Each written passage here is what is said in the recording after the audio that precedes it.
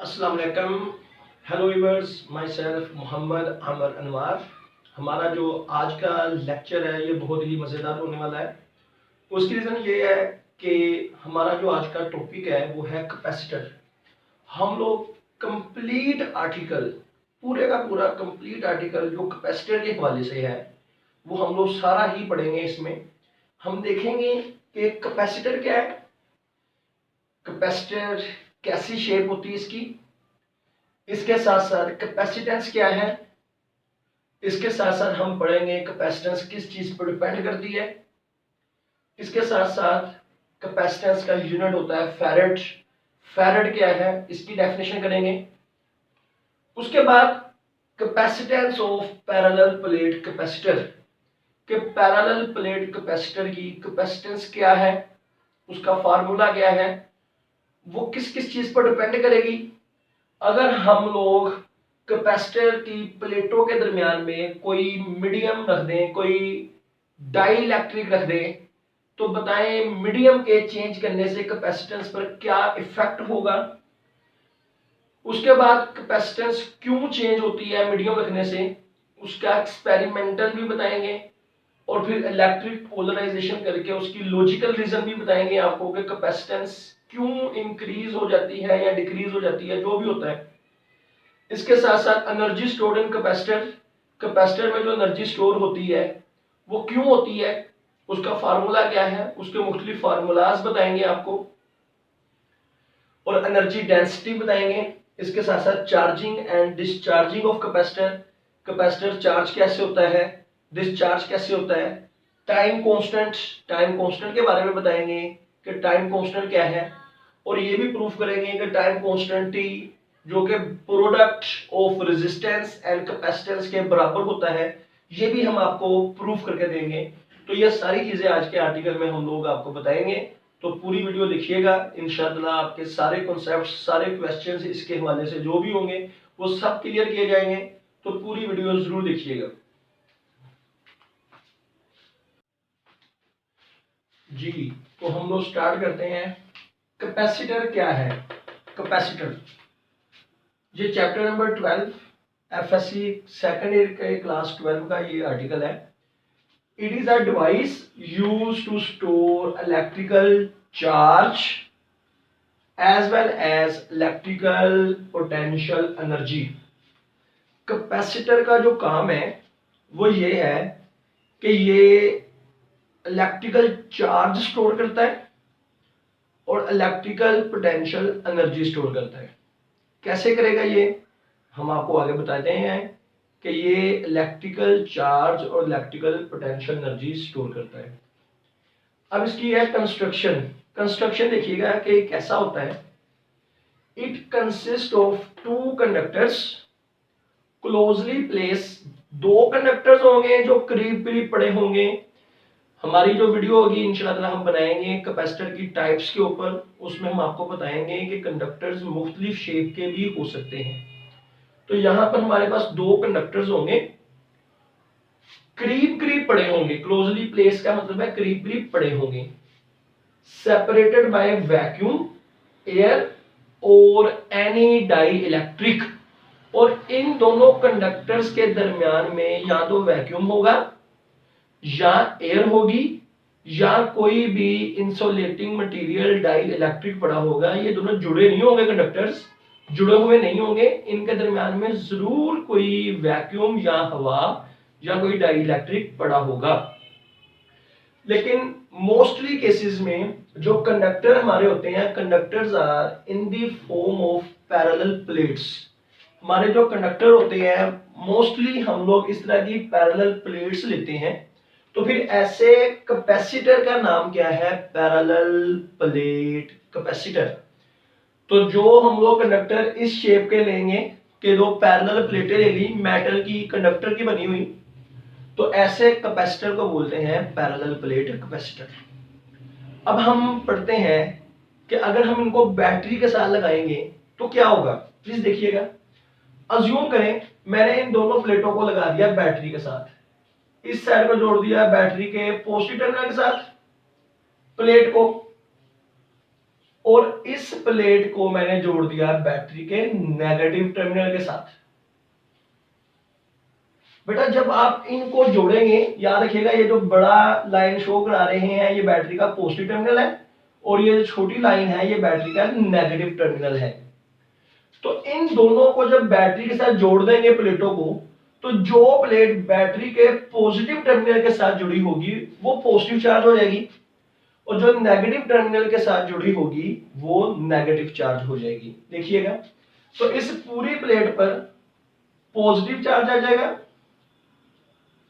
जो बैटरी की positive terminal के साथ जुड़ी हुई है इस पूरी पर पॉजिटिव चार्ज आ जाएगा और इस पूरी प्लेट पर नेगेटिव चार्ज आ जाएगा, जो बैटरी की नेगेटिव प्लेट के साथ, बैटरी की नेगेटिव टर्मिनल के साथ जो जुड़ी हुई है उसके ऊपर नेगेटिव चार्ज आ जाएगा।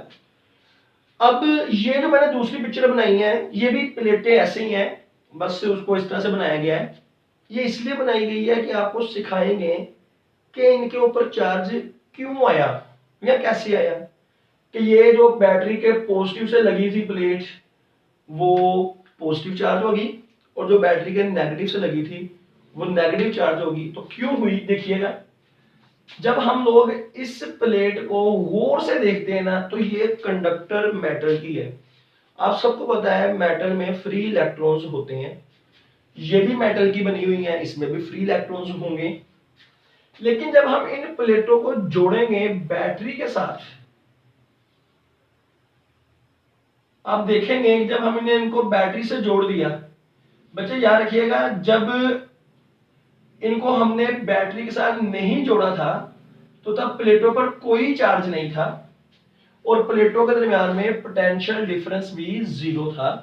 प्लेटों के दरमियान में पोटेंशियल डिफरेंस भी क्या था, जीरो था, कोई प्लेट के ऊपर चार्ज नहीं था।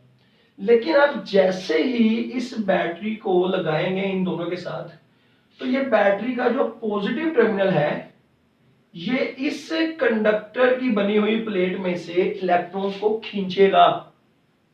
अब आपके ज़हन में आ सकता है कि ये इधर भी फ्री इलेक्ट्रॉन थे लेकिन ये यहां से ये लगा हुआ है बैटरी के नेगेटिव टर्मिनल के साथ, तो यहां से इलेक्ट्रॉन नहीं खींचे जा सकते बल्कि ये पॉजिटिव टर्मिनल बैटरी का ये यहां से इलेक्ट्रॉन खींचेगा।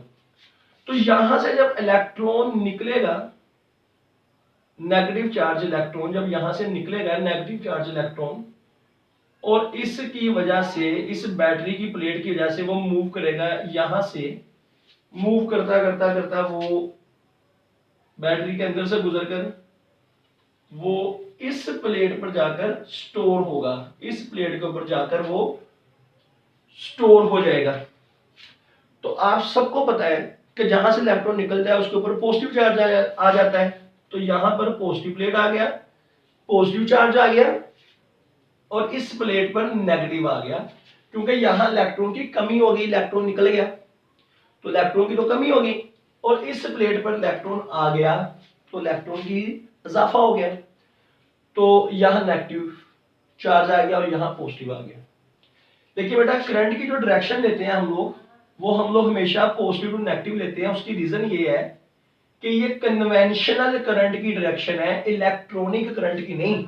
इलेक्ट्रॉनिक करंट की डायरेक्शन हमेशा इधर को होगी, इधर को हमेशा इलेक्ट्रॉनिक करंट की डायरेक्शन बैटरी के नेगेटिव से पॉजिटिव की तरफ होती है और कन्वेंशनल करंट की डायरेक्शन पॉजिटिव से नेगेटिव की तरफ होती है। तो जब भी डायरेक्शन बनाई जाती है तो याद रखिएगा वो कन्वेंशनल करंट की बनाई जाती है, पॉजिटिव टू नेगेटिव, लेकिन इलेक्ट्रॉन जा रहे होंगे इसके उलट।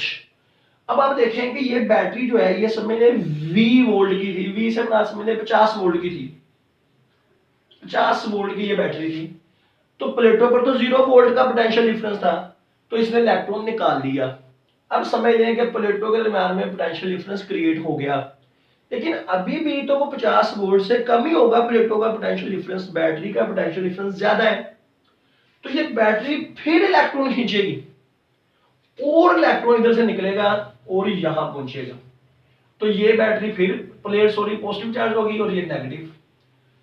अभी भी आप देखेंगे कि ये दोनों प्लेटों का पोटेंशियल डिफरेंस बैटरी के पोटेंशियल डिफरेंस से कम है, फिर यहां से चार्ज निकलेगा इलेक्ट्रॉन और वो इधर आ जाएगा प्लेट पर और उधर नेगेटिव चार्ज आ गया। अभी भी ये पोटेंशियल डिफरेंस बैटरी का इससे प्लेटों के पोटेंशियल डिफरेंस से ज्यादा है। बैटरी का जो वोल्टेज है तो ये और इलेक्ट्रॉन निकलेगा, यहां आ जाएगा, और ये काम तब तक होता रहेगा जब तक इन प्लेटों का पोटेंशियल डिफरेंस और बैटरी का पोटेंशियल डिफरेंस बराबर नहीं हो जाते। जब ये दोनों बराबर हो जाएंगे तो उसके बाद आप देखेंगे कि बैटरी इलेक्ट्रॉन को इधर को खींचेगी, लेकिन ये पॉजिटिव प्लेट भी इलेक्ट्रॉन को पीछे को खींचेगी। तो दोनों इक्वल इंटेंसिटी से इक्वल एनर्जी लगाकर खींचेंगे तो इलेक्ट्रॉन फिर फ्लो नहीं कर पाएगा। तो उस वक्त हम कहेंगे कि हमारा कैपेसिटर चार्ज हो गया है। अगर हम बैटरी को उतार भी लेते हैं, उतार लेंगे हम लोग बैटरी को, तो हमारी ये जो दो प्लेटें हैं वो चार्ज हो चुकी हुई होंगी। तो जो प्लेटों पर चार्ज स्टोर होगा Q, वो चार्ज स्टोर जो हुआ वो डायरेक्टली प्रोपोर्शनल है प्लेटों के साथ लगाई गई बैटरी के वोल्टेज के, बैटरी के पोटेंशियल डिफरेंस से। अगर ये पोटेंशियल डिफरेंस ज्यादा होगा तो कैपेसिटर की प्लेटों पर चार्ज स्टोर भी क्या होगा, ज्यादा होगा। अज्यूम करें अगर ये करंट का फ्लो, इलेक्ट्रॉन का फ्लो रुक गया अब, लेकिन अगर मैं यहां से, ये बैटरी 50 वोल्ट की है, करंट क्यों रुका, क्योंकि इन प्लेटों का पोटेंशियल डिफरेंस भी 50 वोल्ट हो गया। तो अगर मैं ये उतार के बैटरी 60 वोल्ट की लगा देता हूं, 60 वोल्ट की, तो आप देखेंगे कि ये ज्यादा है और ये प्लेटों का पोटेंशियल डिफरेंस तो 50 वोल्ट था, तो अब ये पोटेंशियल डिफरेंस ज्यादा है उससे। तो आप देखेंगे कि फिर इलेक्ट्रॉन का फ्लो शुरू हो जाएगा और यहां से इलेक्ट्रॉन निकलेगा और इलेक्ट्रॉन यहां जाएंगे, और कब तक जाते रहेंगे, जब तक इन प्लेटों का पोटेंशियल डिफरेंस 60 वोल्ट नहीं हो जाता। और जैसे ही प्लेटों का पोटेंशियल डिफरेंस 60 वोल्ट हो जाएगा तो आप देखेंगे फिर से फ्लो ऑफ इलेक्ट्रॉन्स रुक जाएगा। तो प्लेटों पर जो चार्ज स्टोर होगा वो डायरेक्टली प्रोपोर्शनल है बैटरी के पोटेंशियल डिफरेंस के, वोल्टेज के, बैटरी की अमाउंट के, वोल्टेज के। अब इसको अगर मैं इक्वल में लिखूं तो यहां पर कांस्टेंट ऑफ प्रोपोर्शनैलिटी आता है C। ये बड़ा इंपॉर्टेंट है। Q is equal to CV, और C निकाले तो Q ओवर V आएगा। कैपेसिटेंस क्या है? Ability of capacitor to store charge. Capacitance से मुराद है कि कैपेसिटर कितना चार्ज स्टोर करेगा। बच्चों, कैपेसिटर की एक सलाहियत है कि वो एक खास हद तक चार्ज स्टोर कर सकेगा, जो कैपेसिटर की प्लेटों पर, उसके दरमियान में मीडियम पर डिपेंड करेगा, और डिस्टेंस पर प्लेटों के दरमियान में कितना है उस पर डिपेंड करेगा। ऐसा नहीं है कि आप बैटरी बड़ी करते जाएं, जितनी मर्जी बड़ी करते जाएं तो प्लेटों पर चार्ज भी ज्यादा होता जाएगा, ऐसा नहीं है। एक लिमिट के अंदर, मसलन के कैपेसिटर 100 कूलम चार्ज स्टोर कर सकता है मैक्सिमम, मैं मिसाल ले रहा हूं, तो 100 कूलम की लिमिट के अंदर अंदर आप बैटरी बड़ी लगाएंगे तो चार्ज ज्यादा स्टोर होगा। मसलन आपने फॉर एग्जांपल 5 वोल्ट की बैटरी लगाई तो चार्ज स्टोर हुआ 20 कूलम। आप 10 की लगा देंगे तो चार्ज स्टोर हो जाएगा 40 कूलम। आप 20 की लगा देंगे तो चार्ज स्टोर हो जाएगा 80 कूलम। आप 25 की लगा देंगे वोल्ट की तो चार्ज स्टोर हो गया 100 कूलम। आप फिर उसके बाद 50 वोल्ट की बैटरी लगाएंगे तो चार्ज 100 से ज्यादा स्टोर नहीं हो सकता। तो कैपेसिटेंस किससे मुराद है कि कैपेसिटर की कितनी सलाहियत है कि वो कितना चार्ज स्टोर करेगा, दैट इज कॉल्ड कैपेसिटेंस, और इसका यूनिट है फैराड। फैराड, ये माइकल फैराडे के नाम पर रखा गया है, फैराड। और ये किसके बराबर होगा, कूलम ओवर वोल्ट, क्योंकि चार्ज का यूनिट होता है कूलम और पोटेंशियल डिफरेंस का यूनिट होता है वोल्ट। तो फैराड हो गया कूलम ओवर वोल्ट के बराबर हो गया। तो कैपेसिटेंस से मुराद है ability of capacitor to store charge, और इसका यूनिट हो गया फैराड। कैपेसिटेंस की एक और डेफिनेशन भी है, ये डेफिनेशन है, सुनिएगा। The amount of electric charge stored on one plate of capacitor which raise its potential 1 volt with respect to other। Capacitance क्या है? ये तो एक सीधी डेफिनेशन है कि कैपेसिटर कितना चार्ज स्टोर कर सकता है। ये उसकी क्वांटिटेटिव है कि बताएगा आपको कि कितना चार्ज स्टोर कर सकता है। सुनिएगा कि इलेक्ट्रिक चार्ज की कितनी वैल्यू, कितना इलेक्ट्रिक चार्ज एक प्लेट पर स्टोर हुआ, तो उसके स्टोर होने की वजह से प्लेटों के दरमियान में पोटेंशियल डिफरेंस 1 वोल्ट हो गया, that is called its capacitance. सुनिएगा, मैं आपको क्या बताता हूं, सुनिएगा। अगर 1 कूलम चार्ज स्टोर हुआ, 1 कूलम चार्ज, और पोटेंशियल डिफरेंस 1 वोल्ट हो गया प्लेटों के दरमियान में, तो हम कहेंगे कैपेसिटेंस 1 फैराड है। आगे, अगर 5 कूलम चार्ज स्टोर हुआ और पोटेंशियल डिफरेंस 5 वोल्ट ही हुआ, तो हम कहेंगे कैपेसिटेंस कितनी है, 1 फैराड ही है, क्योंकि 5 गुना ये हो गया तो पोटेंशियल डिफरेंस भी 5 गुना हो गया। तो ये फार्मूला है Q/V। तो अगर आप चार्ज 5 गुना हो गया, पोटेंशियल डिफरेंस 5 गुना हो गया, तो कट के जवाब कैपेसिटेंस उतनी ही रहेगी। अगर 10 कूलम चार्ज स्टोर हुआ और पोटेंशियल डिफरेंस 10 वोल्ट हो गया, तो कैपेसिटेंस क्या रहेगी उसकी, 1 फैराड। के एक कैपेसिटर की प्लेट पर कितना चार्ज स्टोर हुआ और उससे प्लेटों के दरमियान में 1 वोल्ट का पोटेंशियल डिफरेंस क्रिएट हो जाए, तो वो उसकी कैपेसिटेंस होती है। मिसाल के तौर पर सुनिएगा, अगर 5 कूलम चार्ज स्टोर हुआ, 5 कूलम, और प्लेटों के दरमियान में पोटेंशियल डिफरेंस 1 वोल्ट का पैदा हुआ, तो हम कहेंगे कैपेसिटेंस 5 फैराड है। 5 फैराड कहेंगे हम उसको। यानी कितना चार्ज प्लेटों पर स्टोर हुआ, कितने कूलम, और उसके स्टोर होने की वजह से प्लेटों के दरमियान में पोटेंशियल डिफरेंस 1 वोल्ट आए, तो जितना चार्ज स्टोर हुआ है उतनी ही उसकी कैपेसिटेंस होगी। 100 कूलम चार्ज स्टोर हुआ, for example 100 coulomb charge store हुआ और पोटेंशियल डिफरेंस प्लेटों के दरमियान में आ गया 1 वोल्ट, तो हम कहेंगे कैपेसिटेंस कितनी है इसकी, 100 फैराड।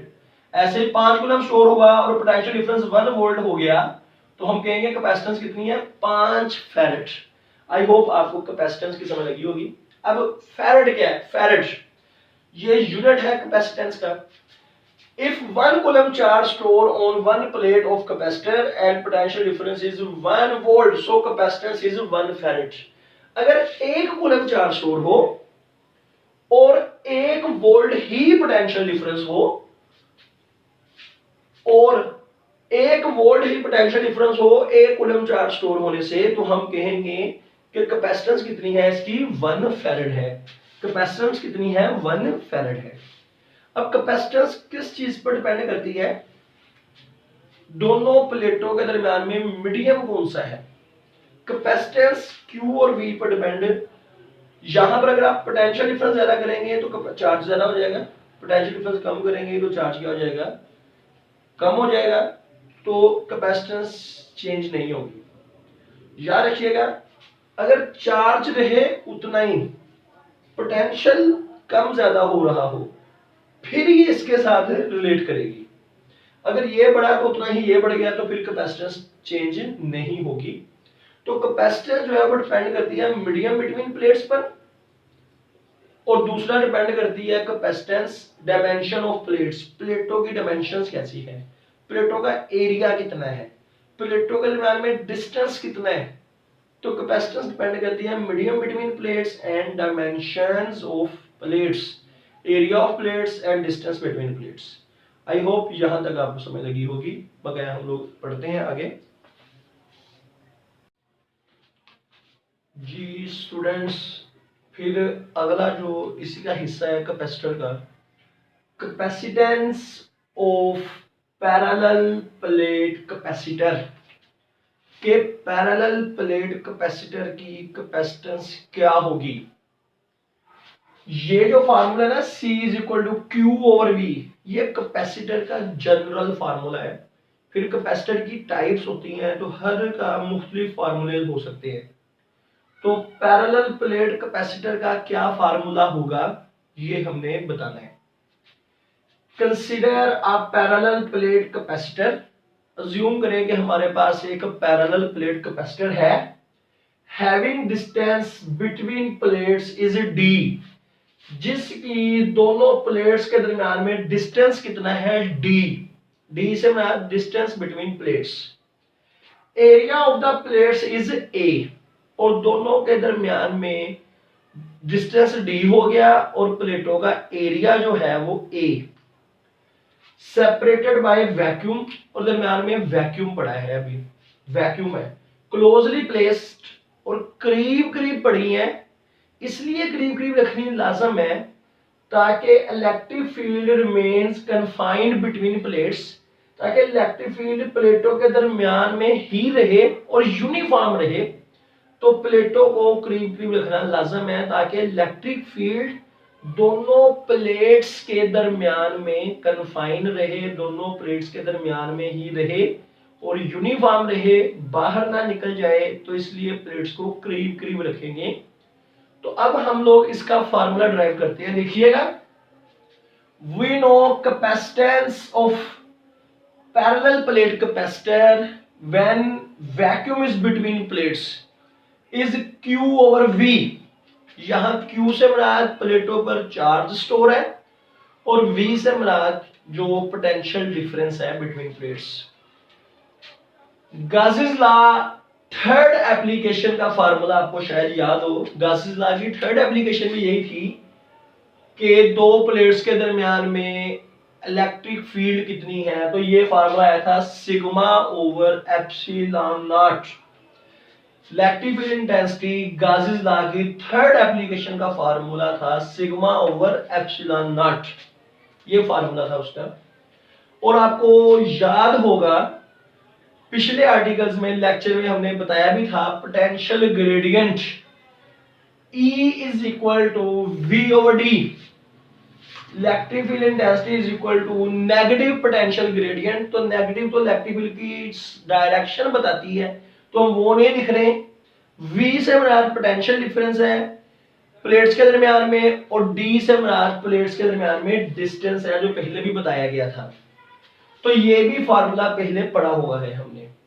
हम इन दोनों इक्वेशंस को कंपेयर कर लेते हैं, इस इक्वेशन को और इस इक्वेशन को कंपेयर कर लेते हैं, क्योंकि ये भी E इलेक्ट्रिक फील्ड इंटेंसिटी की वैल्यू है बिटवीन प्लेट्स और ये भी इलेक्ट्रिक फील्ड इंटेंसिटी की वैल्यू है। हम इन दोनों को इक्वल रख लेते हैं, तो ये इक्वल रख लिया दोनों को।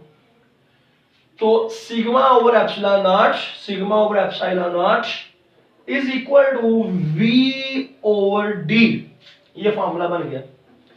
अब यहां पर ये सिग्मा जो है एप्सिलॉन नॉट, ये आपने पहले पढ़ा हुआ है surface charge density. Surface charge density से मुराद क्या है? Charge distributed per unit area. इससे मुराद है कि कैपेसिटर की प्लेटों पर यूनिट एरिया जितना चार्ज स्टोर्ड है, that is called surface charge density. Sigma is equal to Q over A। तो ये वैल्यू सिग्मा की अब यहां पुट कर देंगे, यहां पर। तो Q ओवर A पुट कर दिया, ये एप्सिलॉन नॉट वैसे ही आ गया, V ओवर D भी वैसे का वैसे ही आ गया। तो अब आप गौर करिएगा, अगर मैं ये V इधर ले आऊं और ये A एप्सिलॉन नॉट इधर ले जाऊं तो आपकी ये क्वेश्चन बन जाएगी Q over V is equal to A epsilon naught over D, that is the formula. अब आप देखें Q ओवर V क्या चीज है, ये देखें कैपेसिटेंस Q ओवर V। तो मैं इसकी जगह पर पुट कर दूंगा कैपेसिटेंस। तो capacitance of parallel plate capacitor का फार्मूला बन गया A epsilon naught over D। तो मैंने अभी आपको बताया था पहले इसी लेक्चर में कि कैपेसिटेंस डिपेंड करती है एरिया, प्लेटों के एरिया पर, प्लेटों के दरमियान में डिस्टेंस पर और दरमियान में मीडियम के ऊपर। यहां पर वैक्यूम है तो इसलिए साथ में एप्सिलॉन नॉट आ रहा है, सिर्फ एप्सिलॉन R नहीं आ रहा, क्योंकि एप्सिलॉन R की वैल्यू वैक्यूम के लिए 1 होती है। तो ये फार्मूला कैपेसिटेंस का बन गया। Capacitance is directly proportional to area of plates. प्लेटों का अगर एरिया ज्यादा होगा तो चार्ज स्टोर ज्यादा होगा। Capacitance is inversely proportional to distance between plates. अगर प्लेटों के दरमियान में डिस्टेंस ज्यादा करेंगे तो चार्ज स्टोर यानी कैपेसिटेंस कम हो जाएगी, और अगर डिस्टेंस कम करेंगे तो कैपेसिटेंस यानी चार्ज स्टोर ज्यादा हो जाएगा। और तीसरी चीज है मीडियम। मीडियम याद रखिएगा, जहां एप्सिलॉन नॉट होगा उसके साथ एप्सिलॉन R भी होता है। अगर ऊपर है, ये बटे के ऊपर है एप्सिलॉन नॉट, तो एप्सिलॉन R यहां पर आना है, लेकिन वैक्यूम के लिए उसकी वैल्यू 1 होती है। अगर हम कोई और मीडियम रख देते हैं, कोई डाइलेक्ट्रिक रख देते हैं, ये देखिएगा ये प्लेटों के दरमियान में हमने कोई डाई इलेक्ट्रिक रख दिया, तो आपका जो फार्मूला है वो सी मीडियम बन जाएगा। सी वैक्यूम से क्या बन जाएगा, सी मीडियम। इसका भी फार्मूला होगा A epsilon naught epsilon R over D. Please सुनिएगा, मीडियम रखने से कैपेसिटेंस पर क्या असर पड़ेगा। मीडियम रखने से, कोई डाइइलेक्ट्रिक मीडियम रखने से कैपेसिटेंस पर क्या असर पड़ेगा। जब आप कोई डाइइलेक्ट्रिक मटेरियल रखते हैं दरमियान में, डाइइलेक्ट्रिक मटेरियल, तो एप्सिलॉन आर साथ में आ जाएगा। वैक्यूम के लिए तो एप्सिलॉन आर की वैल्यू 1 थी, लेकिन किसी भी दूसरे डाइइलेक्ट्रिक के लिए एप्सिलॉन आर की वैल्यू 1 से ज्यादा होती है। तो जब ये एप्सिलॉन आर की वैल्यू 1 से ज्यादा आएगी, तो इसका मतलब है कि जो अब जवाब निकलेगा इसका, वो इस जवाब से क्या होगा, ज्यादा होगा। यानी मटेरियल कोई डाइइलेक्ट्रिक रखने से कैपेसिटेंस बढ़ जाती है। कितने गुना बढ़ती है, जितनी उस मटेरियल की एप्सिलॉन आर की वैल्यू होगी, जिसको डाइइलेक्ट्रिक कांस्टेंट या रिलेटिव परमिटिविटी बोलते हैं। इसको बेटा एप्सिलॉन आर को बोलते हैं डाइइलेक्ट्रिक कांस्टेंट या रिलेटिव परमिटिविटी। तो जितनी इसकी वैल्यू होगी मटेरियल के लिए, कैपेसिटेंस उतने गुना बढ़ जाती है। मैं अगर बात करूं, हम दरमियान में पानी रख देते हैं, तो बेटा पानी की वैल्यू 78.5 होती है एप्सिलॉन आर की। तो इसका मतलब है कि मीडियम यानी पानी रखने से कैपेसिटेंस वैक्यूम की निस्बत एप्सिलॉन आर गुना ज्यादा होगी, यानी कि 78.5 गुना ज्यादा होगी, 78.5 टाइम्स मोर होगी, ग्रेटर होगी। तो यही मीडियम वाले फार्मूले को हम ऐसे भी लिख सकते हैं। देखिएगा, A epsilon naught over D C vacuum बन गया, ये देखें, और एप्सिलॉन आर वैसे ही आ गया। तो आप देख सकते हैं कि मीडियम की कैपेसिटेंस रखने से ना, कोई मटेरियल रखने से, कोई डाइइलेक्ट्रिक रखने से कैपेसिटेंस ज्यादा हो गई है, वैक्यूम वाली कैपेसिटेंस से कितने गुना ज्यादा हुई है, एप्सिलॉन आर टाइम्स ज्यादा हुई है। एप्सिलॉन आर अगर निकालना हो तो ये कैपेसिटेंस वैक्यूम इसके बटे में ले जाएं, तो ये फार्मूला आ गया। तो याद रखिएगा, एप्सिलॉन आर का यूनिट नहीं होता। क्यों नहीं होता, क्योंकि ये दोनों सेम क्वांटिटी की रेशियो है, तो ये कट जाएंगे यूनिट। तो यहां से हम डेफिनेशन कर सकते हैं रिलेटिव परमिटिविटी की। यहां से डेफिनेशन हो सकती है रिलेटिव परमिटिविटी की। डेफिनेशन कैसे होगी, देखिएगा, रिलेटिव परमिटिविटी या डाइइलेक्ट्रिक कांस्टेंट, जिसको एप्सिलॉन आर से रिप्रेजेंट कर रहे हैं, इस रेशो, किसकी ratio, capacitance of parallel plate capacitor with any dielectric material as medium between plates. यानी कि epsilon R is equal to ratio of capacitance of parallel plate capacitor with dielectric material as medium between plates and capacitance of parallel plate capacitor with vacuum as medium between plates.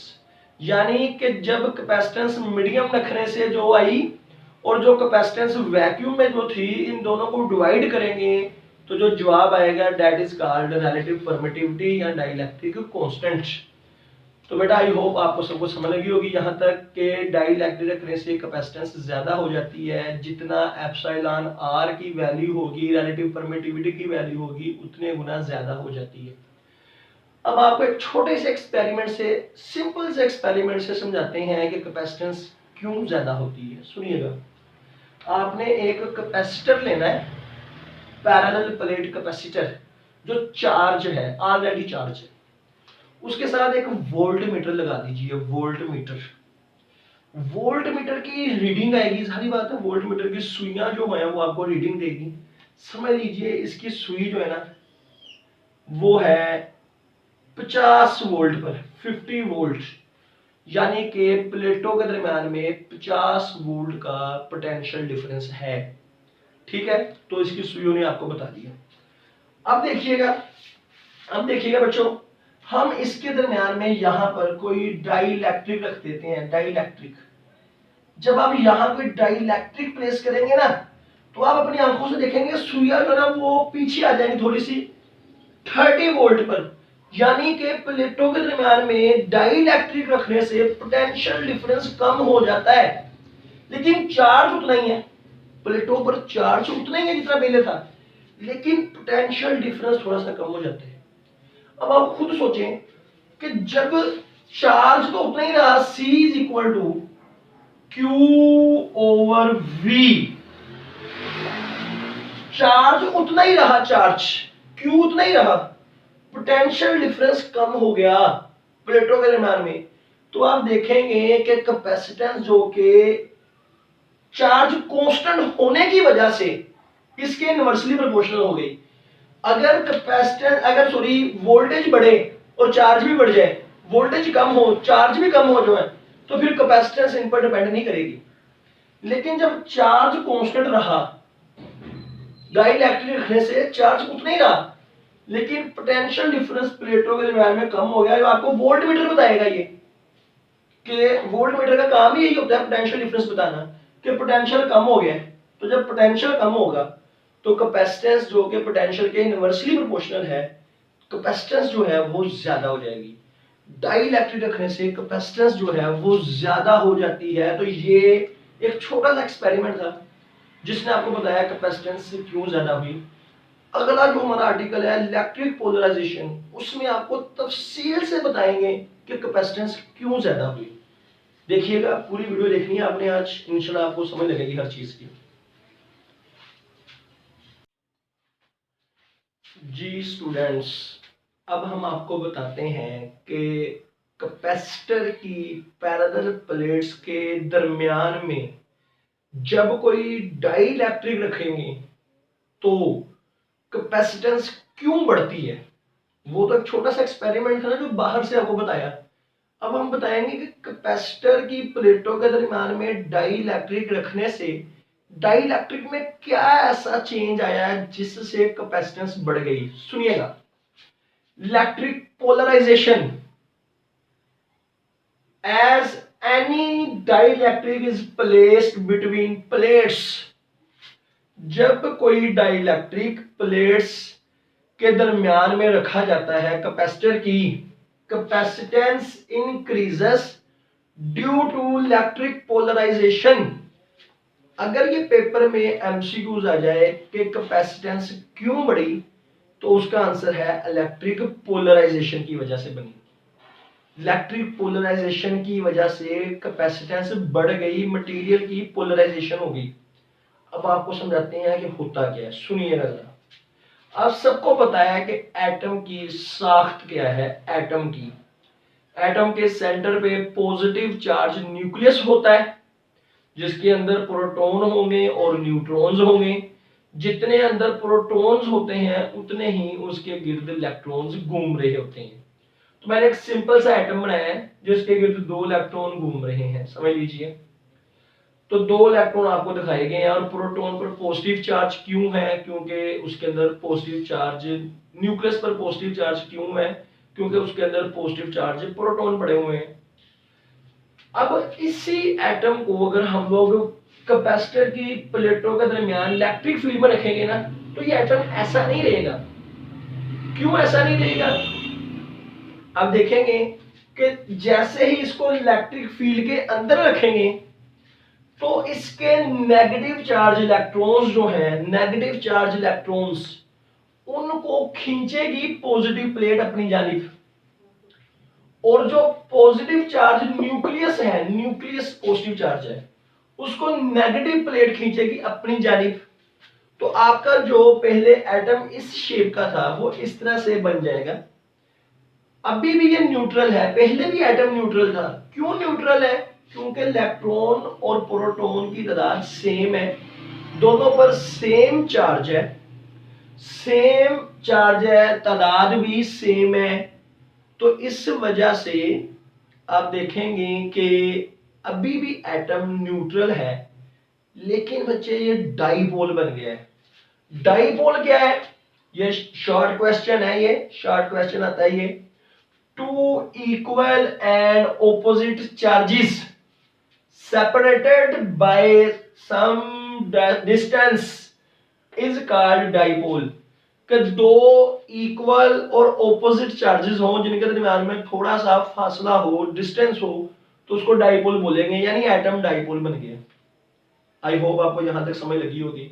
तो बेटा अगर हम गौर करें, die electric भी तो एटमों से बना हुआ है, जो आपका मटेरियल है डाई इलेक्ट्रिक वो भी तो एटम से बना है। जब हम उस मटेरियल को रखेंगे इन प्लेटों के दरमियान, मटेरियल रखेंगे पूरा, तो उसके तमाम के तमाम एटम्स डाइपोल बन जाते हैं, डाइपोल्स ऐसे।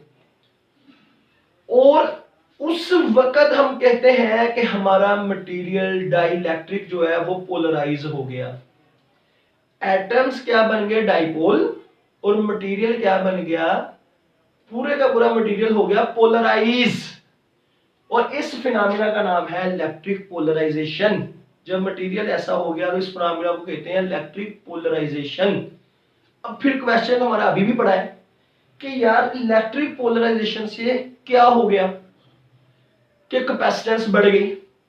जब इलेक्ट्रिक पोलराइजेशन होती है ना, मेरी बात को गौर से सुनिएगा, पॉजिटिव प्लेट के सामने डाइइलेक्ट्रिक मटेरियल एक नेगेटिव चार्ज की लेयर बना देता है। पॉजिटिव प्लेट के सामने एक नेगेटिव की लेयर आ जाती है, और नेगेटिव प्लेट के सामने एक पॉजिटिव की लेयर आ जाएगी।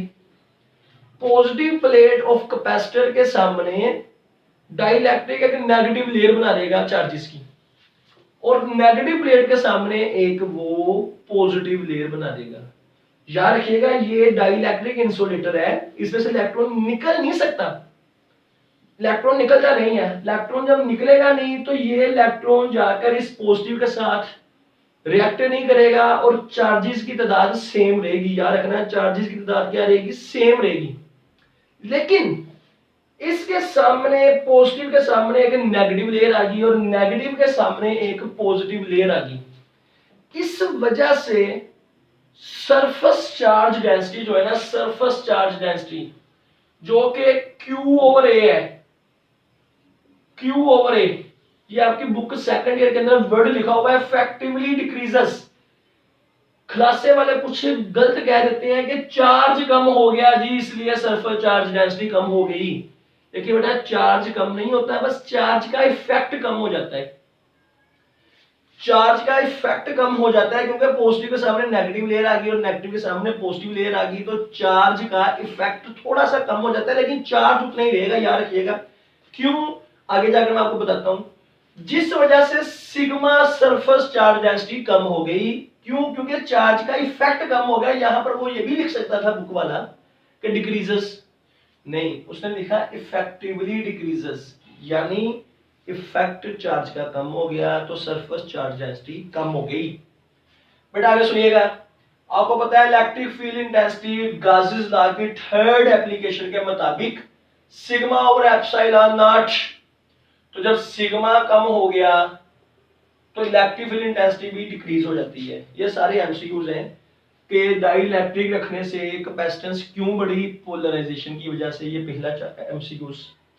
दूसरा, डाइइलेक्ट्रिक रखने से सरफेस चार्ज डेंसिटी के साथ क्या होता है, डिक्रीज हो जाती है, इफेक्टिवली डिक्रीज हो जाती है। सरफेस चार्ज डेंसिटी के कम होने से इलेक्ट्रिक फील्ड के साथ क्या होगा, इलेक्ट्रिक फील्ड भी डिक्रीज कर जाएगी, इलेक्ट्रिक फील्ड भी डिक्रीज कर जाएगी। फिर इलेक्ट्रिक फील्ड जब डिक्रीज होगी, याद है हमने पहले एक्सपेरिमेंट किया कि पोटेंशियल डिफरेंस कम हो जाता है। तो जब इलेक्ट्रिक फील्ड कम होगी तो E = V/D, ये फार्मूला है पोटेंशियल ग्रेडियंट का। तो V = ED।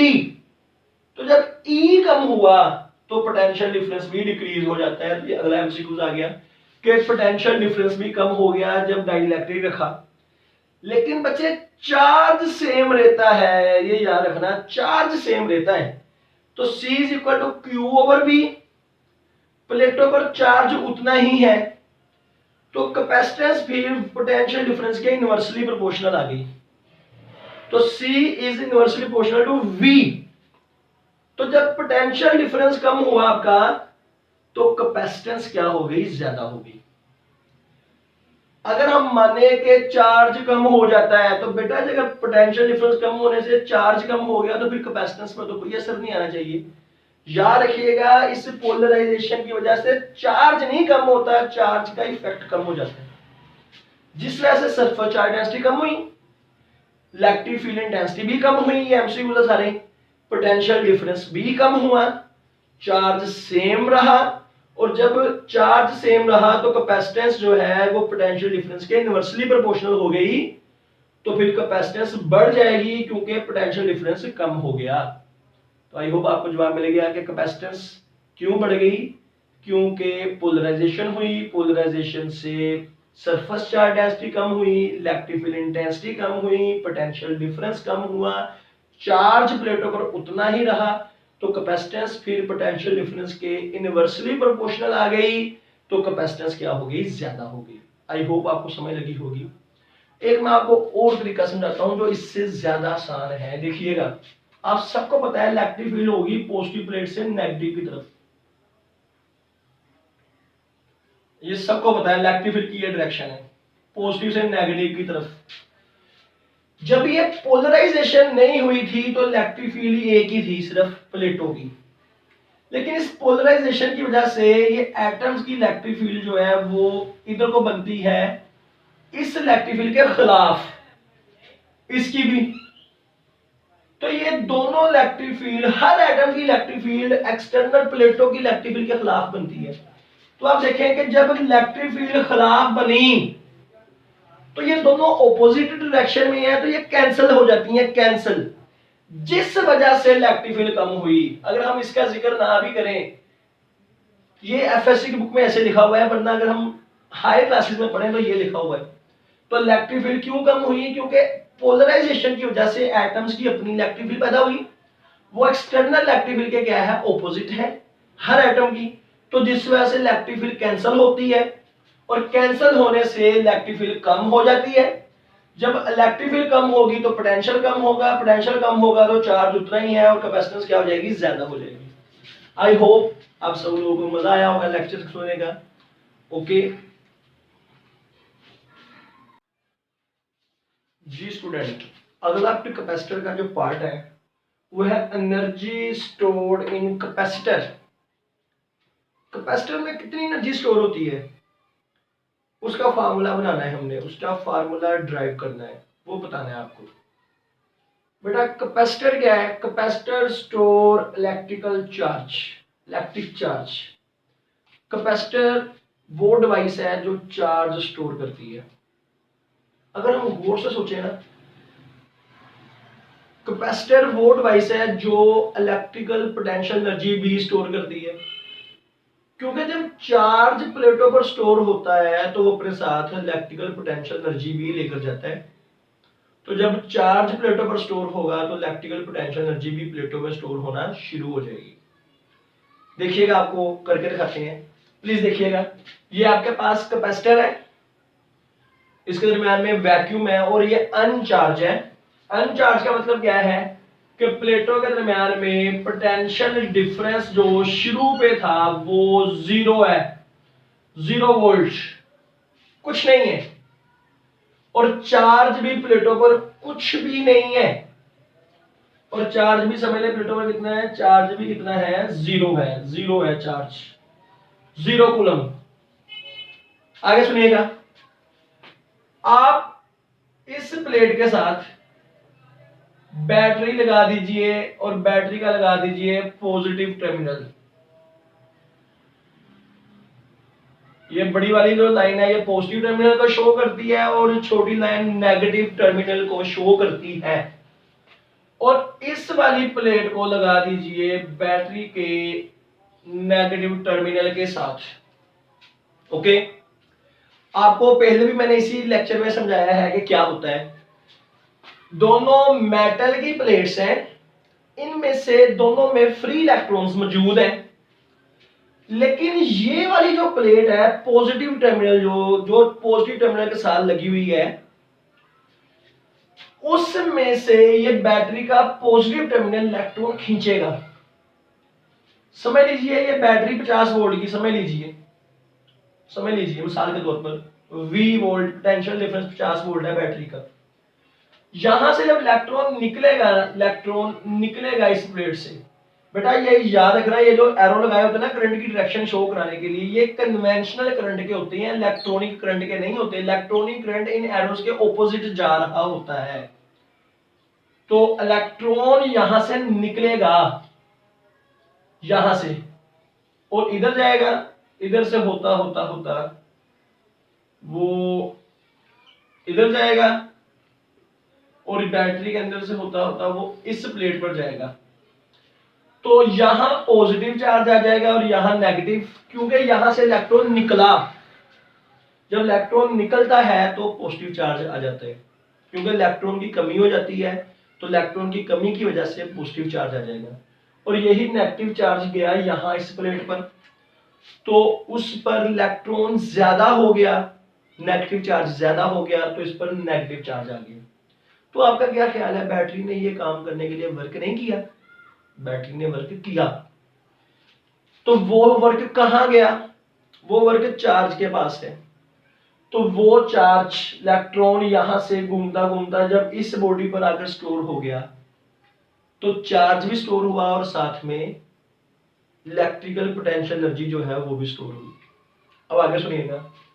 तो प्लेटों के दरमियान में पहले 0 वोल्ट था। अब अज्यूम कर लीजिए, मिसाल ले रहा हूं आपको, मिसाल समझ लीजिए 10 वोल्ट हो गया पोटेंशियल डिफरेंस, 10 वोल्ट हो गया, चार्ज भी कोई ना कोई स्टोर हो गया इसके ऊपर, समझ लीजिए। मिसाल के तौर पर मिसाल दे रहा हूं, ये सारी आपको सिर्फ समझाने के लिए कि चार्ज भी उस पर स्टोर हो गया। तो magnitude of charge on both plates, negative positive का जिक्र नहीं कर रहा, सिर्फ चार्ज का जिक्र कर रहा हूं। जारी बात है, इस पर पॉजिटिव स्टोर हुआ, इस पर नेगेटिव। समझ लीजिए मिसाल के तौर पर, मिसाल ले रहा हूं कि ये 5 कूलम स्टोर हो गया। अब ये 50 वोल्ट है, प्लेटों के दरमियान में पोटेंशियल डिफरेंस 10 वोल्ट है। बैटरी फिर इलेक्ट्रॉन निकालेगी इधर से, और इलेक्ट्रॉन्स निकालेगी, लेकिन अब बैटरी को निकालने के लिए पहले वाले इलेक्ट्रॉन निकालने के लिए जो वर्क करना पड़ा था उससे ज्यादा करना पड़ेगा। क्यों उससे ज्यादा करना पड़ेगा? क्योंकि अब ये प्लेट भी पॉजिटिव चार्ज हो गई है, ये इलेक्ट्रॉन को खींचेगी, कहेगी मैंने नहीं जाने देना। लेकिन बैटरी का पोटेंशियल ज्यादा है, बैटरी इसको खींच लेगी, लेकिन बैटरी को खींचने के लिए पहले से वर्क ज्यादा करना पड़ेगा। तो बैटरी इलेक्ट्रॉन खींच लेगी, इस पर पॉजिटिव चार्ज आ गया, इस पर नेगेटिव आ गया। समझ लीजिए पोटेंशियल डिफरेंस प्लेटों का 20 वोल्ट हो गया और 10 कूलम चार्ज स्टोर हो गया। अभी बैटरी का पोटेंशियल डिफरेंस इस प्लेटों के पोटेंशियल डिफरेंस से ज्यादा है। बैटरी फिर इलेक्ट्रॉन निकालेगी, खींचेगी, लेकिन बैटरी को और वर्क करना पड़ेगा, और वर्क करना पड़ेगा। तो बैटरी जो वर्क कर रही है यहां इलेक्ट्रॉन डिपॉजिट कराने के लिए और यहां पॉजिटिव चार्ज डिपॉजिट करवाने के लिए, इलेक्ट्रॉन निकालने के लिए बैटरी वर्क करेगी। वो वर्क चार्ज इलेक्ट्रॉन के पास है। तो जब इलेक्ट्रॉन स्टोर होंगे तो प्लेटों पर इलेक्ट्रिकल पोटेंशियल एनर्जी भी क्या होगी? स्टोर होगी। तो यहां से जब इलेक्ट्रॉन निकलेगा तो इधर नेगेटिव, इधर पॉजिटिव, इधर पॉजिटिव, इधर नेगेटिव होता जाएगा। समझ लीजिए 30 वोल्ट हो गया, समझ लीजिए 40 वोल्ट हो गया, समझ लीजिए 15 कूलम चार्ज हो गया, समझ लीजिए 20 कूलम चार्ज हो गया। अभी भी ये 40 पोटेंशियल डिफरेंस वोल्ट है, बैटरी का 50 है। बैटरी फिर इलेक्ट्रॉन निकालेगी, लेकिन अब बैटरी को बहुत वर्क करना पड़ेगा, लेकिन बैटरी निकाल लेगी क्योंकि इसका पोटेंशियल डिफरेंस ज्यादा है प्लेटों से, तो इलेक्ट्रॉन्स और निकलेंगे। तो मैं आपको यह समझाना चाह रहा हूं कि फिर वक्त आएगा कि ये भी पोटेंशियल डिफरेंस 50 वोल्ट हो गया प्लेटों का, चार स्टोर, समझ लीजिए 25 कूलम हो गया। मिसाल ले रहा हूं सिर्फ आपको ये समझाने के लिए। तो मैंने ये आपको साबित कर दिया कि चार्जेस को निकालने के लिए और प्लेटों पर डिपॉजिट करवाने के लिए बैटरी वर्क कर रही है, और वही वर्क जो है वो एनर्जी की फॉर्म में, इलेक्ट्रिकल पोटेंशियल एनर्जी की फॉर्म में चार्जेस के पास है। और चार्जेस जब स्टोर होंगे प्लेटों पर तो साथ में इलेक्ट्रिकल पोटेंशियल एनर्जी भी स्टोर हो जाएगी। तो अब वो कितनी इलेक्ट्रिकल पोटेंशियल एनर्जी स्टोर हुई प्लेटों के ऊपर, कैपेसिटर की प्लेटों पर, वो हमने मालूम करनी है। आसान सा काम है, देखिएगा। Initially potential difference between plates 0,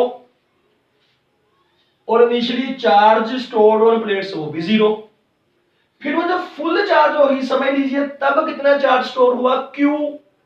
और जब फुल चार्ज होगी तो पोटेंशियल डिफरेंस कितना हो गया प्लेटों के दरमियान में? V, बैटरी के बराबर।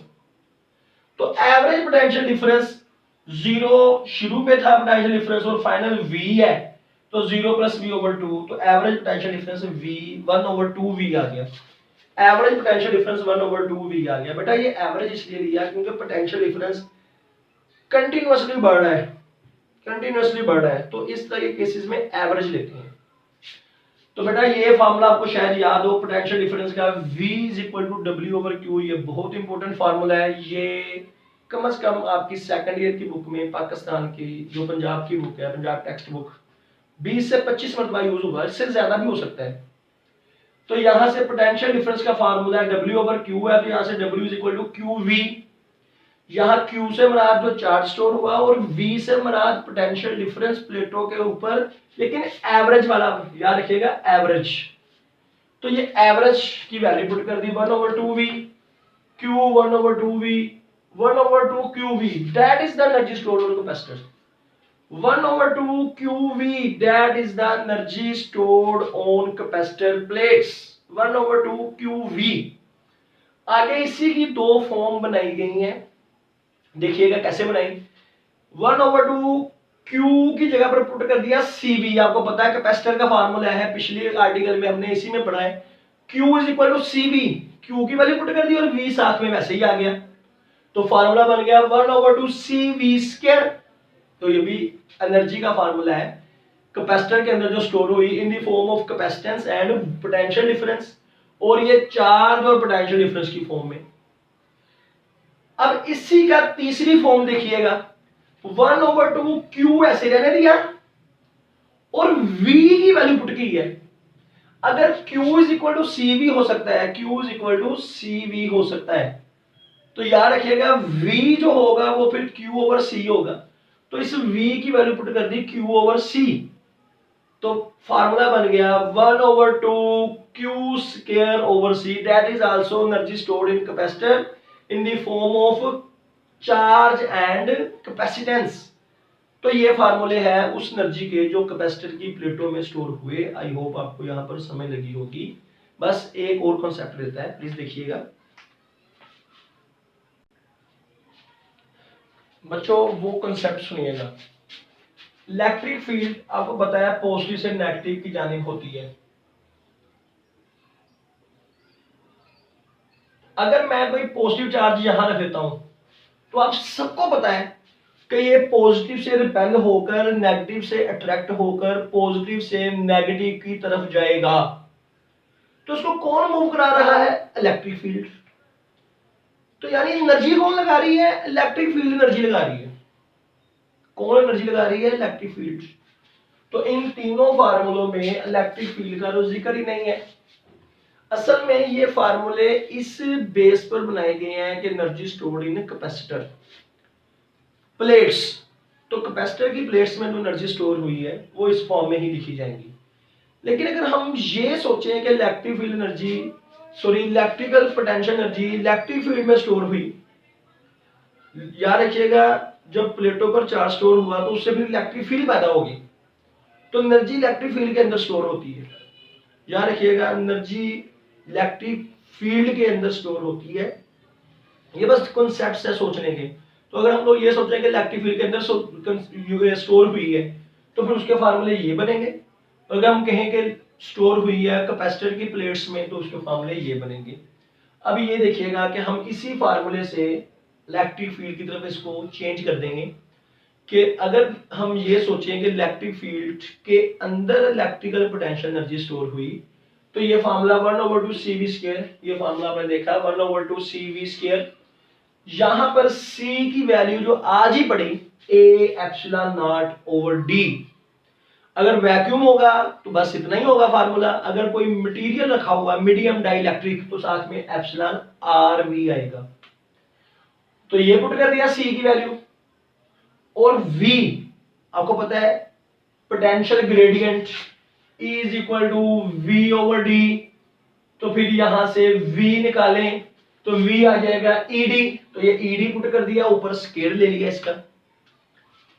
तो इसका जब स्केयर लिया तो आप देखें कि ये E का भी स्केयर हो गया, D का भी स्केयर हो गया, लेकिन ये बटे में D से कट गया। 1/2 वैसे ही आ गया, ε0 वैसे ही आ गया, εr भी वैसे ही आ गया, E का स्केयर हो गया, ये D का स्केयर D से कट गया और ये AD ये यहां लिख दिए। That is the energy stored in electric field. Electrical potential energy जो इलेक्ट्रिक फील्ड में स्टोर हुई वो ये फार्मूला है इसका। एनर्जी जो इलेक्ट्रिक फील्ड में स्टोर हुई वो इलेक्ट्रिक फील्ड की स्क्वायर टाइम के डायरेक्टली प्रोपोर्शनल है। ये एमसीक्यू आता है कि ये भी कांस्टेंट है, ये भी कांस्टेंट, ये भी तो energy stored in electric field in the capacitor is directly proportional to E square. I hope आपको यहां तक समझ लगी होगी। ये आपके पास फार्मूला आ गया इलेक्ट्रिक फील्ड की फॉर्म में। एनर्जी डेंसिटी पहले थी एनर्जी जो पूरी कैपेसिटर की इलेक्ट्रिक फील्ड में टोटल एनर्जी कितनी स्टोर हुई वो इतनी थी एनर्जी ये वाली। एनर्जी डेंसिटी होती है energy stored per unit volume, total energy नहीं, 1 मीटर क्यूब में कितनी एनर्जी है। तो आपके पास जो एनर्जी आई उसको आप वॉल्यूम से डिवाइड कर दें बस। तो आप इसको वॉल्यूम से डिवाइड करेंगे, एडी वॉल्यूम ही है, area survey distance that is equal to volume. तो ये कट गया, that is the energy density. ये थी total energy stored in electric field of the parallel plate capacitor. और ये आई energy stored per unit volume of the electric field of the parallel plate capacitor. Energy density is the energy stored per unit volume. I hope आपको इसकी समझ लगी होगी, आई hope आपको इसकी समझ लगी होगी। अब लास्ट चीज रहेगी बस जी गाइस, अब लास्ट पोर्शन जो रह गया वो है charging and discharging of capacitor. Charging of capacitor, charging में कौन सा सर्किट होगा यूज, तो याद रखिएगा कैपेसिटर को चार्ज करते वक्त आरसी सर्किट यूज होता है। आरसी सर्किट मीन ऐसा सर्किट जिसमें रेजिस्टर, कैपेसिटर, बैटरी के साथ लगे होंगे और साथ में हमने कोई स्विच वगैरह लगाया होगा, यानी resistor and capacitor are connected with voltage source, battery और cell, that is called RC circuit. ये आपके सामने बना दिया गया है कि आपके पास एक कैपेसिटर है और एक रेजिस्टर है, ये सीरीज में लगे हुए हैं बैटरी के साथ, और ये एक स्विच है यहां पर। तो कैपेसिटर हमारा शुरू पे खाली है, कोई चार्ज नहीं है इस पर। अगर मैं इस स्विच को इस पॉइंट ए के साथ जोड़ दूं तो ये बैटरी आपकी लग जाएगी, कैपेसिटर के साथ जुड़ जाएगी, बैटरी आपकी कैपेसिटर के साथ जुड़ जाएगी। आप अब देखेंगे कि इस बैटरी की वजह से इलेक्ट्रॉन्स याद रखिएगा, इलेक्ट्रॉन्स इस प्लेट से उतरेंगे, निकलेंगे इस प्लेट से, और एंटी क्लॉकवाइज चलते चलते चलते चलते चलते इस प्लेट पर आकर स्टोर होना शुरू हो जाएंगे, जिस वजह से ये प्लेट आपकी पॉजिटिव होना शुरू हो जाएगी और ये प्लेट जो है वो नेगेटिव होना शुरू हो जाएगी। ये प्रोसेस कैसे होगा ये हमने पहले पढ़ा है। और ये ऐसे नहीं होता है कि बैटरी लगाई तो इमीडिएटली ये चार्ज होगी, नहीं नहीं नहीं नहीं, ये ग्रेजुअली, एक्सपोनेंशियली शुरू पे तेजी से चार्ज होगी, क्योंकि प्लेटें खाली थी। तो शुरू वाले चार्जेस निकालना और डिपॉजिट कराना भी आसान होंगे। शुरू में यहां से इलेक्ट्रॉन निकालना और यहां डिपॉजिट कराना आसान है, लेकिन जब ये पॉजिटिव हो गई और ये नेगेटिव हो गई तो इलेक्ट्रॉन निकालना भी मुश्किल है और इधर ले जाकर नेगेटिव के ऊपर इलेक्ट्रॉन को डिपॉजिट कराना भी मुश्किल है। जिस वजह से इसका अगर क्यूटी ग्राफ बनाए तो इसका क्यूटी ग्राफ शुरू पे तो स्ट्रेट आएगा, जो ये बताएगा कि ये स्ट्रेट आएगा। फिर उसके बाद आप देखेंगे कि इसका ग्राफ आपके पास शुरू पे थोड़ी जगह के लिए ये बिल्कुल स्ट्रेट, फिर आहिस्ता आहिस्ता ये ऐसे कर्व होना शुरू हो जाएगा, और एक वक्त आएगा कि जब ये फुल चार्ज हो जाएगा उसके बाद आप बेशक बैटरी जितनी देर मर्जी लगी रहने दें, ये चार्ज फर्दर चार्ज नहीं होगा। इस वक्त जो इस पर जो चार्ज है उस चार्ज को बोलते हैं इक्विलिब्रियम चार्ज। क्या बोलते हैं उसको? Equilibrium charge, Q not. इसके बाद ये फर्दर चार्ज नहीं होगा, तो इसका मतलब है कि उसके ऊपर जो चार्ज आ गया है इसको बोलते हैं इक्विलिब्रियम चार्ज। तो बेटा अगर हमारे पास, याद रखिएगा, ये लगाया गया रेजिस्टर और कैपेसिटर, दोनों का प्रोडक्ट जो है वो टाइम कांस्टेंट कहलाता है। दोनों का प्रोडक्ट जो होता है ना वो टाइम कांस्टेंट होता है। अगर हम लोग ऐसा रेजिस्टर और कैपेसिटर लें, गौर करिएगा, ऐसा रेजिस्टर और कैपेसिटर लें जिनका प्रोडक्ट कम आए, जिनका प्रोडक्ट क्या है, कम, तो जब आप ये ग्राफ उनका बनाएंगे ना तो आप देखेंगे कि ये जल्दी जल्दी फुल चार्ज पे पहुंच जाएगा। यहां पर इतने टाइम में इक्विलिब्रियम चार्ज पे पहुंच गया, इतने टाइम में, और यहां पर इतने टाइम में ये पहुंचा इक्विलिब्रियम चार्ज पर। तो जिनका टी यानी आरसी का प्रोडक्ट लार्ज होगा यानी कि ज्यादा होगा, लार्ज होगा यानी ज्यादा होगा, ना तो वो जल्दी चार्ज होंगे और ना ही जल्दी डिस्चार्ज होंगे। और जिनका ये वाली जैसे नीली लाइन है, जिनका ये टाइम कांस्टेंट आरसी समान होगा, ये जल्दी चार्ज भी हो जाएगा और जल्दी डिस्चार्ज भी हो जाएगा।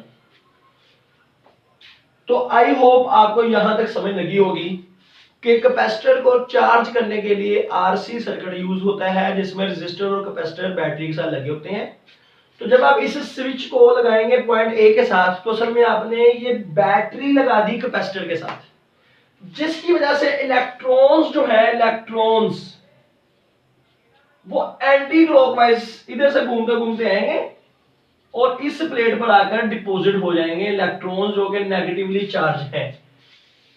तो इसका ग्राफ हमारे पास ऐसे बनेगा, शुरू पे जल्दी चार्ज होंगे, फिर आहिस्ता आहिस्ता कम होना शुरू हो जाएंगे, इसको बोलते हैं एक्सपोनेंशियली चार्ज हो रहे हैं। तो अगर हम लोग दो कैपेसिटर ऐसे लें, रेजिस्टर ऐसे लें जिनका आरसी का प्रोडक्ट ज्यादा हो और जिनकी आरसी का प्रोडक्ट कम हो, आरसी का प्रोडक्ट जो होता है ये टाइम कांस्टेंट कहलाता है। तो जिनका आरसी का प्रोडक्ट ज्यादा होगा वो ज्यादा टाइम लेकर फुल चार्ज पर पहुंचेंगे, इक्विलिब्रियम चार्ज ज्यादा देर में होगा, और जिनका आरसी कम होगा वो इक्विलिब्रियम चार्ज पर जल्दी पहुंच जाएंगे। आई होप आपको समझ लगी होगी। अब इसमें आ जाए डिस्चार्जिंग ऑफ कैपेसिटर। जब आपने इसको डिस्चार्ज करना है, जो कि ऑलरेडी चार्ज हुआ पड़ा है, ऑलरेडी चार्ज हुआ है, इसको डिस्चार्ज करना है, तो देखिएगा आप क्या करेंगे बच्चे, इसके लिए आप इस स्विच को यहां पॉइंट बी पर लगाएंगे। कहां लगाएंगे, पॉइंट बी पर लगाएंगे स्विच को। आई होप आपको समझ लगी होगी। कहां लगाएंगे, बी पर। इससे क्या हुआ कि ये बैटरी आपने कट ऑफ कर दी, बैटरी उतार दी है आपने, बैटरी उतार दी। अब देखिएगा क्या होगा, यहां से इलेक्ट्रॉन्स उतरेंगे और वो इस डायरेक्शन में जाएंगे, क्लॉकवाइज जाएंगे और यहां इस प्लेट पर जाएंगे, जिसके नतीजे में आप देखेंगे कि यहां पर नेगेटिव चार्ज कम होना शुरू हो जाएगा और यहां पॉजिटिव चार्ज कम होना शुरू हो जाएगा। तो ये न्यूट्रल होना शुरू हो जाएंगे और आहिस्ता आहिस्ता ये डिस्चार्ज हो जाएगा। बच्चे मैं आपको एक बात बता दूं, जब मैं कह रहा हूं कि इलेक्ट्रॉन इधर को जाएंगे, इधर को, तो बच्चे इसका मतलब ये नहीं है कि मैं कन्वेंशनल करंट की कह रहा हूं। कन्वेंशनल करंट की डायरेक्शन इसमें याद रखिएगा क्लॉकवाइज होगी, कन्वेंशनल करंट की डायरेक्शन क्लॉकवाइज होगी, लेकिन इलेक्ट्रॉनिक करंट इसके उलट एंटी क्लॉकवाइज होगा। इसमें इलेक्ट्रॉनिक करंट जो है वो ऐसे क्लॉकवाइज होगा, इलेक्ट्रॉनिक करंट नेगेटिव से पॉजिटिव जाने, लेकिन कन्वेंशनल करंट जो होगा वो आपका इस डायरेक्शन में होगा, एंटी क्लॉकवाइज। आई होप आपको इसकी समझ लगी होगी। और इसका जब हम ग्राफ बनाते हैं तो इसका जो ग्राफ हमारे पास आता है, शुरू में 0 टाइम पर फुल चार्ज है कैपेसिटर, तो इसका ग्राफ हमारे पास जो है वो इस तरह का आता है, इस तरह का ग्राफ आता है। और अगर हम लोग ऐसे कैपेसिटर और रेजिस्टर ले लें जिनका आरसी की वैल्यू कम है, तो आप देखेंगे कि वो इसकी आरसी की वैल्यू क्या है, ज्यादा है। अगर हम लोग ऐसा ले लें कैपेसिटर और रेजिस्टर जिनका आरसी का प्रोडक्ट कम है, तो उसका वैल्यू आपके पास इस तरह का आएगा, यानी ये थोड़े टाइम में डिस्चार्ज हो गया। तो जिसकी आरसी की वैल्यू कम है, प्रोडक्ट फिर उनका टाइम कम आएगा, वो जल्दी डिस्चार्ज भी हो जाएगा और जल्दी चार्ज भी हो जाएगा। और जिसकी आरसी की वैल्यू ज्यादा होगी वो जल्दी चार्ज भी नहीं होगा और जल्दी डिस्चार्ज भी नहीं होगा। अब ये आरसी क्या चीज है देखिएगा, the product of resistance and capacitance is called time constant. ये टाइम कांस्टेंट ही आपको बताएगा कि कैपेसिटर ने जल्दी चार्ज होना है कि लेट। जिनका टाइम कांस्टेंट ज्यादा होगा वो लेट चार्ज भी होंगे और लेट डिस्चार्ज भी होंगे, लेकिन जिनका आरसी की या प्रोडक्ट कम होगा, टाइम कांस्टेंट उनका कम होगा, वो इमीडिएटली चार्ज भी होंगे और इमीडिएटली डिस्चार्ज भी होंगे।